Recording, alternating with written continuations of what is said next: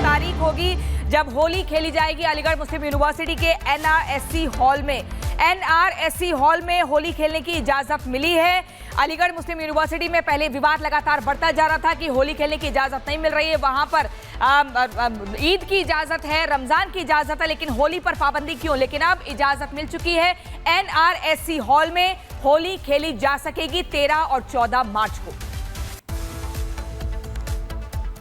धूमधाम से होली होगी, सभी हिंदू छात्र अपनी होली मनाएंगे। कोई भी हिंदू छात्र को कोई प्रॉब्लम आती है उसके लिए मैं बैठा हूं। मेरे रहते हुए अलीगढ़ यूनिवर्सिटी में होली धूमधाम से मनाई जाएगी। छात्रों ने इस वजह से परमिशन मांगी थी। परमिशन की आवश्यकता ना, होली मनाइए, कोई प्रॉब्लम नहीं है। उनके साथ नहीं, कोई नहीं होगा। मारपीट कैसे हो जाएगी? जो मारपीट करेगा उसको ऊपर पहुंचा देंगे। और चलिए अब अगली खबर आपको बताते हैं। हिंदुत्ववाद टू राष्ट्रवाद। बिहार के गोपालगंज में बाबा बागेश्वर का जो बयान सामने आया उसने हर किसी को चौंका दिया। वो कह रहे हैं कि देश बाबर का नहीं है, रघुवर का है, और ऐसे में अब देश में भारत के लोगों को मरने नहीं देंगे, हिंदुओं को घटने नहीं देंगे। हम एक प्रण लेते हैं कि हिंदुओं को एक करना है।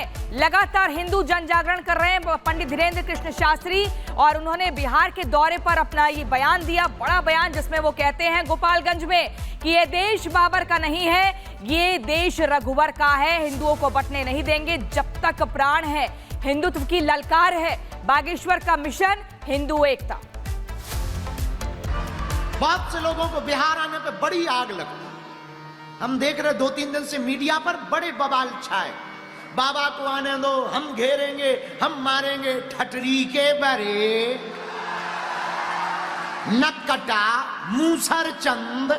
ये देश रानी लक्ष्मीबाई का है, ये देश बाबर का नहीं, रघुवर का है।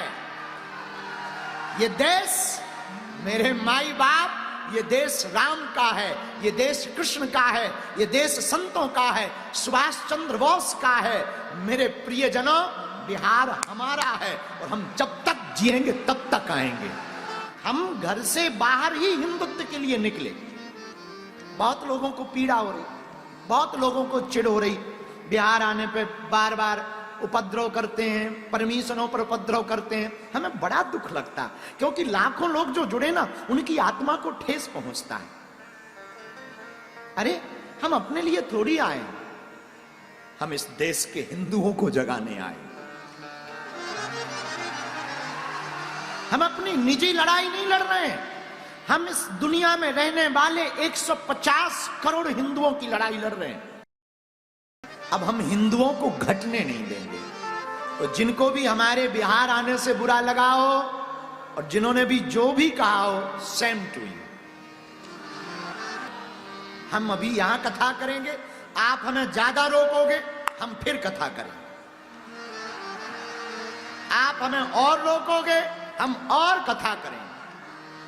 आप हमें और रोकोगे, हम यहीं मठ बनाएंगे।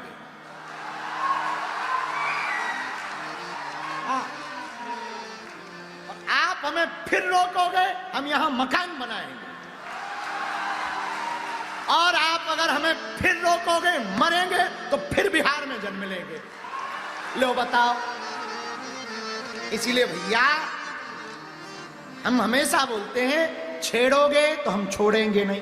बिहार हमारा है और हम जब तक जिएंगे तब तक आएंगे। रही बात पार्टी की, भैया पार्टियों का अपना मामला है, अपनी निजी पार्टी है बजरंगबली की। हाँ, अपनी तो खुद की पार्टी है हनुमान जी की। हम घर से बाहर ही हिंदुत्व के लिए निकले। तो बागेश्वर बाबा यानी कि पंडित धीरेन्द्र कृष्ण शास्त्री आजकल बिहार के गोपालगंज दौरे पर हैं, जहां पर बाबा हिंदुत्व, सनातन और समाज की बात कर रहे हैं। लेकिन बागेश्वर की हिंदुत्व ललकार से विपक्ष परेशान है। क्यों? ये रिपोर्ट देखिए।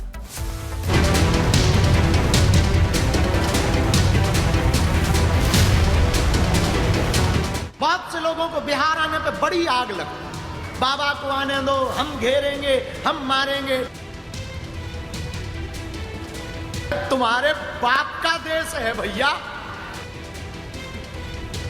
ये देश बाबर का नहीं, रघुवर का है। बिहार में विधानसभा चुनाव से पहले धार्मिक और राजनीतिक सरगर्मी तेज है। बागेश्वर धाम के धीरेन्द्र शास्त्री हिंदू राष्ट्र के एजेंडे के साथ बिहार पहुंचे। गोपालगंज में 5 दिन कथा करेंगे। धीरेन्द्र शास्त्री के दौरे से बिहार की सियासत में भूचाल आ गया है। बिहार में इसी साल विधानसभा के चुनाव होने हैं। सभी दलों ने जोर आजमाइश शुरू कर दी है, मगर इन तस्वीरों ने विपक्षी खेमे में बवाल मचा दिया। आरएसएस प्रमुख मोहन भागवत, बागेश्वर सरकार धीरेन्द्र शास्त्री और आर्ट ऑफ लिविंग के संस्थापक श्री श्री रविशंकर एक साथ बिहार दौरे पर। इन दौरों की कई सियासी मायने निकाले जा रहे हैं। आरजेडी जहां इन दौरों को बीजेपी का चुनावी स्टंट बता रही है, तो वहीं सत्ताधारी जेडीयू और बीजेपी ने विपक्ष पर जमकर पलटवार किया। जो लोग इस भाषा का प्रयोग कर रहे हैं, वो जो गुलाम जिसका भारत था, उसी के साथ देने वाले लोग हैं। इसलिए इन लोग से क्या उम्मीद क्या? ये तो नफरत की राजनीति करने वाले लोग हैं। और कुछ बाबा हैं जो यहाँ कुछ न कुछ बोल रहे हैं, कह रहे हैं कि विरोध काहे विरोध करेगा आपका, आइए ना घर बना के रहिए, कौन यहाँ करता है। ये देश सबका है और इस देश में आपसी भाईचारा एकता बनाए रखने के लिए हम सभी लोगों से अपील करेंगे, लेकिन ऐसे बाबा से बचना चाहिए जो बीजेपी के द्वारा प्रयोग के लिए बिहार विधानसभा के चुनाव के लिए लाया जा रहा है। श्री श्री रविशंकर जी भी कल आए हैं, मोहन भागवत जी भी आए हैं, अब बागेश्वर बाबा भी आए हैं। तो कहीं ना कहीं बीजेपी के द्वारा यह प्रयोग किया जा रहा है। बागेश्वर बाबा कोई चुनाव का प्रचार नहीं करते, वो सनातन का प्रचार करते हैं। अगर सनातन का प्रचार कभी भी भाजपा का प्रचार जो समझता है, अब उसके विवेक बुद्धि को हम क्या कह सकते हैं। आरजेडी ने बागेश्वर के दौरे पर सवाल उठाए तो बाबा कहां चुप रहने वाले थे। धीरेन्द्र शास्त्री ने अपनी ठेठ अंदाज में विरोधियों को दो टूक जवाब दे दिया। जिनको भी हमारे बिहार आने से बुरा लगा हो और जिन्होंने भी जो भी कहा हो, सेंट में हम हमेशा बोलते हैं, छेड़ोगे तो हम छोड़ेंगे नहीं। हम आपका बुरा, किसी का बुरा करने नहीं आए, हम कथा करने आए, अपने पागलों से मिलने आए। 5 दिन यही मिलेंगे, 5 दिन खूब झूम झूम के गीत गाएंगे। चुनाव से पहले ही बिहार में सियासी सरगर्मी तेज है। अब देखना होगा चुनाव नजदीक आते ही क्या क्या भूचाल आने बाकी है। Bureau report, Republic Bharat.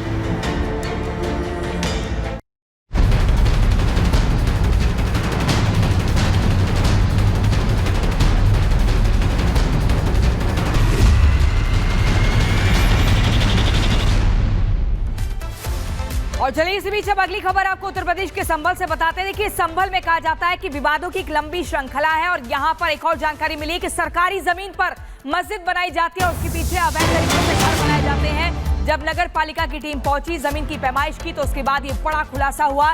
हालांकि रिपब्लिक भारत की टीम भी ग्राउंड जीरो पर पहुंचकर लोगों से बातचीत करती है तो बहुत बड़े बड़े खुलासे होते हैं, लेकिन सरकारी जमीन पर अवैध मस्जिद क्यों, ये एक बड़ा सवाल है।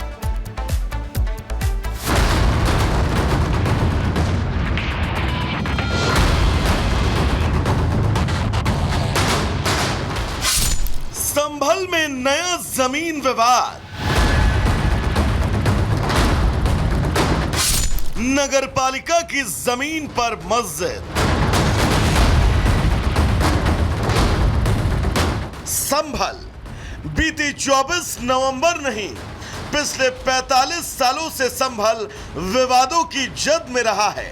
बस फर्क सिर्फ इतना है कि 24 नवंबर को हुई हिंसा के बाद संभल में कट्टरपंथियों का कबूलनामा बाकायदा सबूतों के साथ सामने आने लगा। एक बार फिर कुछ ऐसा ही हुआ। दरअसल जिस जमीन पर आपकी नजरें हैं, वो जमीन नगर पालिका की है और दावा किया गया कि इस जमीन पर कब्जा करके न सिर्फ मस्जिद बनाई गई, बल्कि कई लोगों ने अपने बहुमंजिला मकान खड़े कर दिए।